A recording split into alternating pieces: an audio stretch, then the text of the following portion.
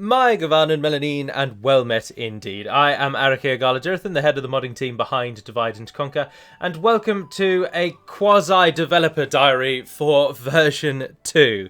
This is a bit of a different video for Divide and Conquer, and I'll just go through a little bit about it. This is following on in the theme of developer diary videos that I have done on the channel, many of you will have seen in the lead up to version 2. But this video is intended to be more of a future developer diary, or a kind of state of the mod address, if you will, to coin the American State of the Union address term. So what this has been spurred on by, well, first of all, let me just say, in the background are going to be images that some of you will probably have seen from various developer diaries, and if you've not, then there's some of them flicking through in the back. And also there should be some images here that you may not yet have seen. And it's just a collection of some of the new things added into the mod on the campaign strategy level, unit models, and battle maps as well.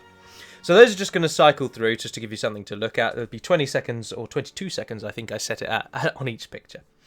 Right, so I hope in this video to give you an idea of when we hope to release version 2 without giving you a specific date. And to give you a brief rundown, I've actually printed it off, of all the things that we hope to do between now and when version 2 releases. So, the big question, and to get it out of the way first, and just to outright say it, we plan to release Divide and Conquer version 2 in 2018. And ideally, if possible, we would release it in the first quarter of 2018, and one would hope at the latest by the halfway point of 2018. There are, of course, DaC has been worked on now for quite a long time. Lots of things have come and gone and been changed and edited in the mod. And we are at a point where we should now be thinking about getting it released. Because, let's be honest, with all of the work that we've done thus far, if we don't release it to you, there is no point to having had done that work. So now what we've decided is to set a cut-off point. And to do the list that I'm about to speak you through, or talk you through in a moment, to complete that, and then we will just get it done and get it released. So, as I say, the images in the back are things that are already present in version 2, and many of them may have been covered in proper developer diaries. But do feel free to just have a look at those as we spool through. So, first things first, or not first things first. So then, I shall round out the episode, although it will take now a reasonable bit of time, and I'll just talk you through some of the things that we hope to do, and the things that we've decided will be in version 2 before we just cut it and release it. So, there are various text bugs that we do want to iron out, and we've got those listed, but I won't go through all of those. But one of the key things that we want to do, which might take up a bit of time, is all of the green books. So when you click on a town, in the buildings at the bottom, there's always a green book, and you can right-click on that, and it'll give you a bit of information about the area that you're in, and it should also give you a little bit of information about the town that you are in. And some of those books are a little bit off, or some of them are incorrect. Lots has happened since those books were written, and so we just want to update them and get those to where they are and remove some of the unnecessary duplicates, which is a little bit of a quality of life change, but you wouldn't notice it too much. And that's true of almost all the text changes, to be honest. So there's various things that need to be rewritten. There's some workable bits that don't mean anything to any of you. Like, we need to generate some sprites for certain units because they're not ready yet, things like that. But that all takes 2 seconds, so we're not too bothered about that. So starting on the main point of the list then, the campaign strategy models, what the Elite Dwarf really wants to get done before version 2 releases, is to create unique port models for every nation. So when you're an elf nation and you build a port, you'll get a port that looks like elves have built it and not like medieval Europeans have built it. He's already done one for the dwarves and the orcs, but he hopes to expand that out to do ones for Gondor, for the elves. I've got it written in front of me, for the wild men and for the Northmen, so that they will all get ports, which just gives it a bit more flavour, and that's what we're really hoping for.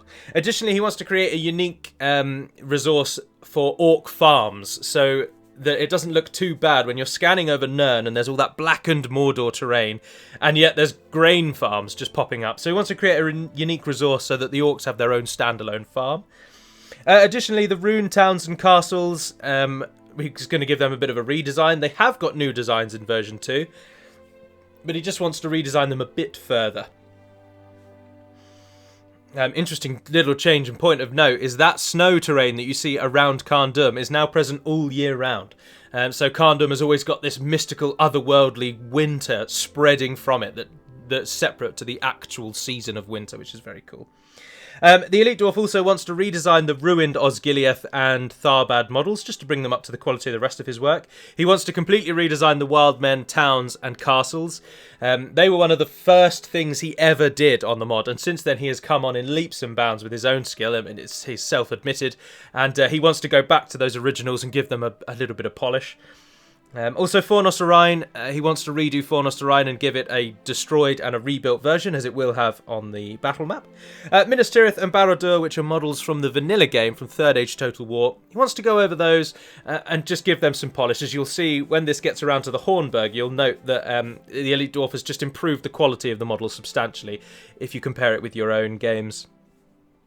And then something that's recently come about is we've added cliffs to the game. So cliffs are in certain places, and all that cliffs do is they stop you disembarking or embarking at those points. So they allow you to funnel ships to certain places. And the quality of the model used by the vanilla game is a bit poor, and he wants to just edit that. There aren't any major new unit projects that we want to get added in. So in terms of units, much of what's already been added in so far will be all that is added in. And there's some units going through on the screen, but it's all random at the moment of what's on the screen. In terms of what we call coding, but really it's just the kind of non-scripting work. So putting in new buildings, doing the stats for new units, putting in traits and ancillaries, that kind of stuff. We do want to add in all of the work done by Fire Dragon. I don't know if any of you have seen him from Total War Center. But he's gone through and he's really expanded upon the fiefdom lord aspect. So at the moment in 1.2, your certain generals who have an ancillary that states that they are the Lord of Lamadon or the Lord of Anphalas, Pelagia, things like that, Lasarnak, etc., etc. And Fire Dragon has overhauled that system and expanded it to almost every nation. So there'll be a Mordor ancillary to say, like, Defender of Minas Morgul, and a Shire one to say Mayor of the Shire, things like that. And that's really good. So we want to get that into the mod, and he's just finishing that off. And then once he's done, he'll send that over to myself, and I'll get that patched into the mod, and we'll have all those ancillaries, which is very, very nice. Now, a lot of changes have been done to the map, and if I'd recorded this video 2 weeks ago, we would have had a substantial list of changes that we want to do to the map. But fortunately, since then, I've done all of those changes, and in the next proper developer diary, you'll get a glimpse of what those changes are. If this video is not particularly long, I might patch on to the end of it, the developer diary, but I'm not decided on that yet. And in fact, I probably won't, so that this video just does exactly what it says. Certain battle maps we want to amend. So there are spawn issues, i.e. and if you attack, for example, the Blackgate, the Hornburg, Cirith Ungol and Goblin Town, if you attack them from certain directions, your army will be on top of a mountain that it can't actually walk over, and they'll be out of the game, and it's very annoying. So we hope to just fix those. This is into Arcay's territory. He's one of our modders. He also plans to do a rebuilt Fornost and to update the current unbuilt or destroyed Fornost. So Fornost will have a rebuilt version, which will be new in version 2. Karos Galathon will get a few tweaks to lessen the number of trees so that it's easier to play there rather than getting the tree flickering that you often get. Gundabad is going to be amended. So we use the Gundabad from Leo's mod, which we'll touch upon more in a moment, but he's going to amend it so that there are actually walls there. So it's no longer a village with a massive fortress at the back, and it will actually just be a fortress, which is very, very good. But speaking of Leo, he recently released a new settlement. Many of you might have seen it on Total War Center in his mod that's called Alternative Version 1.0, I think, something like that. It's a really weird name. Anyway, he added a new Dane's Hall to the Dwarven settlement, and it really does look epic. He's really, really come along in leaps and bounds, so we hope to patch that into Divide and Conquer, because he always lets his work be used by anyone, as long as they give credit. And so the Withered Heath, which is a new region in the far north, many of you will know where the Withered Heath is. There's a settlement in the Withered Heath now, and that's going to get... Zagkala is most likely going to go there. That's going to also use one of Leo's models, his Oricani large castle. We're going to use that, adapt it a bit, and pop that in the Withered Heath, so that'll be very, very cool. The old Dane's Halls model, so the current Dane's Halls model, will probably move to where Zagkala is. On the game map, and Zagkala is likely to either go or just go to a sort of smaller, lesser settlement somewhere, just so that we keep it, but so that it's not a key settlement, because it does have some bugs and issues. And way down the line, a little bit information post 2.0. We can't use it at the moment, but for those of you that follow the DCI mod, you'll know that they have a custom Umbar battle map, and it's very cool, and we would like to use it. And I've spoken with Ngugi, and as with all DCI assets, he has an embargo on all the assets until at least DCI is released, and then likely probably a couple of months after that, and then we can take and use the Umbar custom battle map, which would be very, very good. So those are the battle maps.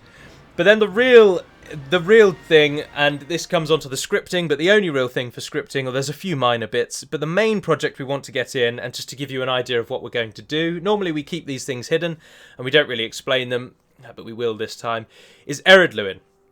I don't know if actually I have spoken of Arid Luin, so forgive me if I'm lying there, but the major project that we want to get done for version 2, so that we can just get version 2 out, the last major project is the Arid Luin change.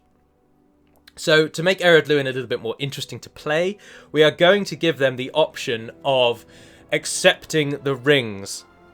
So many of you will know that a messenger from Sauron came to Erebor just before the War of the Ring, and he offered the dwarves their rings back, or at least all the ones he had, because some of them have been taken by dragons, but he offered the dwarves back the rings that he had.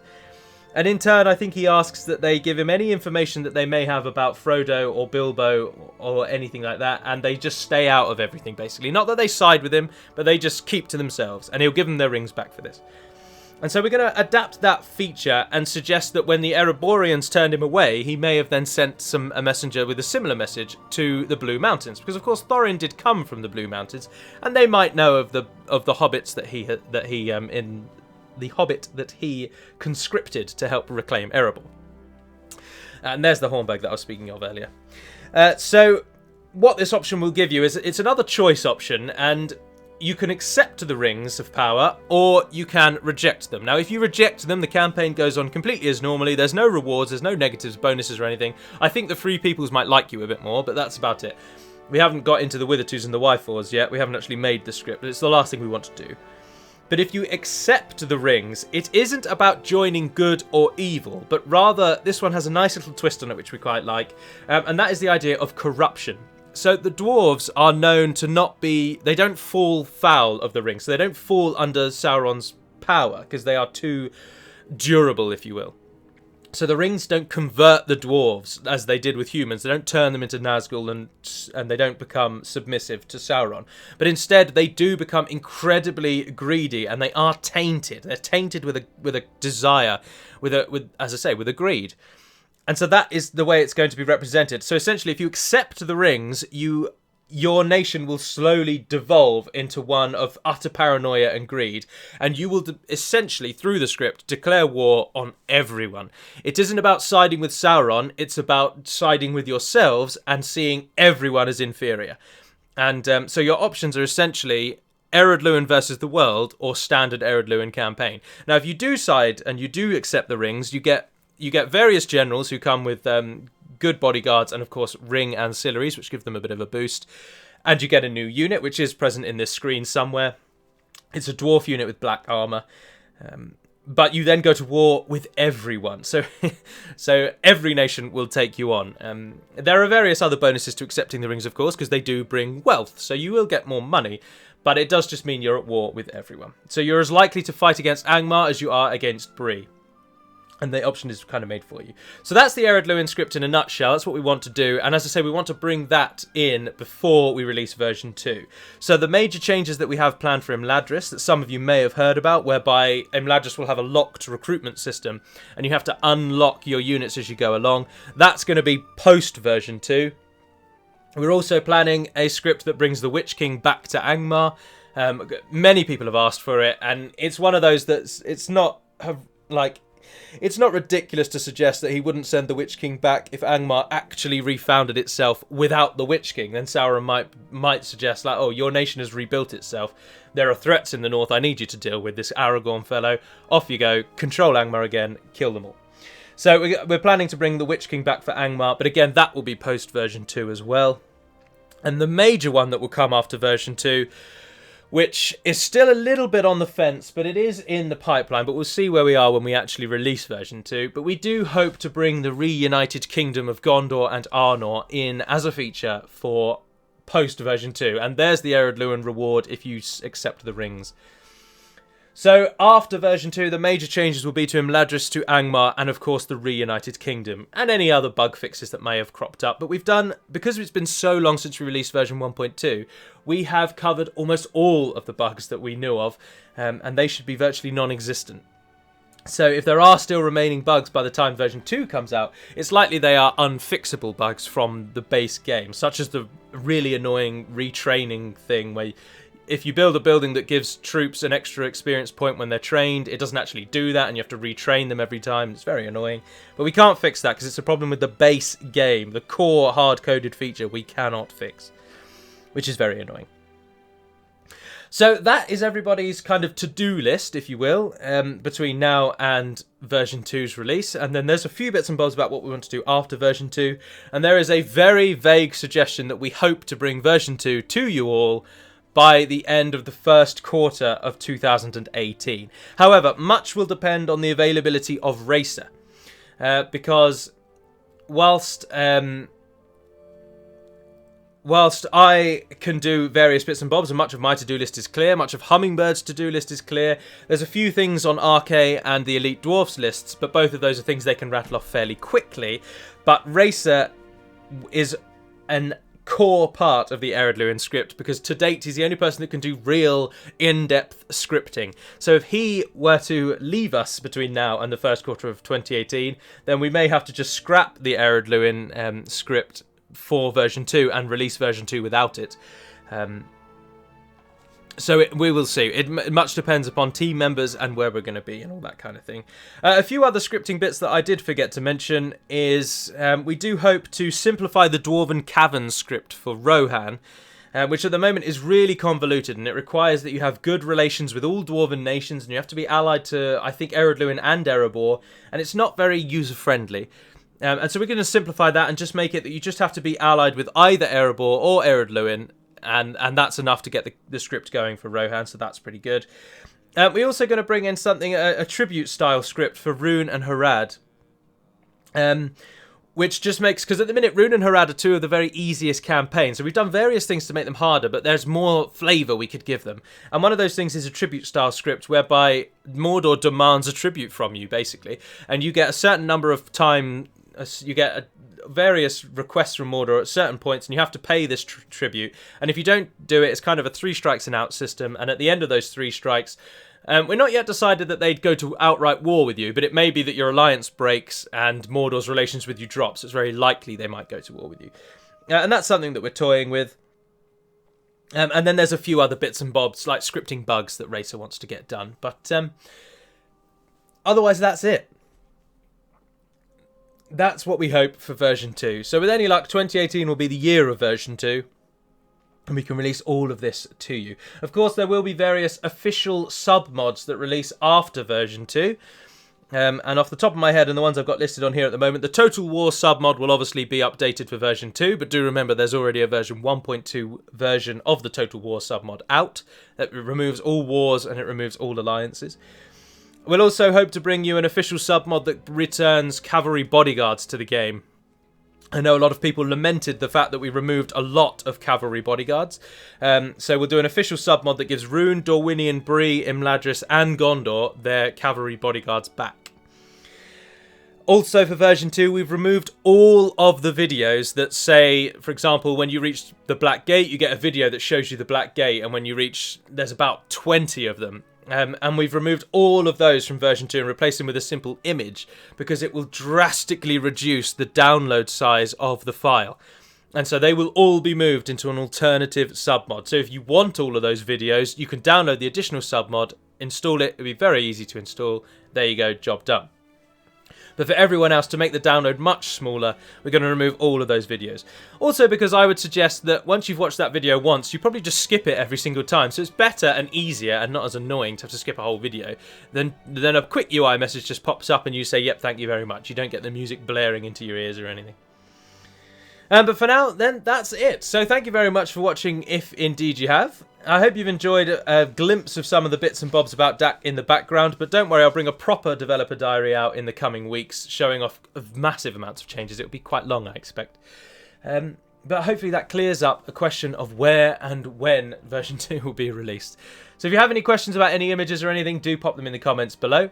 If you have any questions at all, pop them in the comments below. And until we speak again, dear friends, we're ending on the same image we started on. Navair and den Pedimad Melonin, and farewell.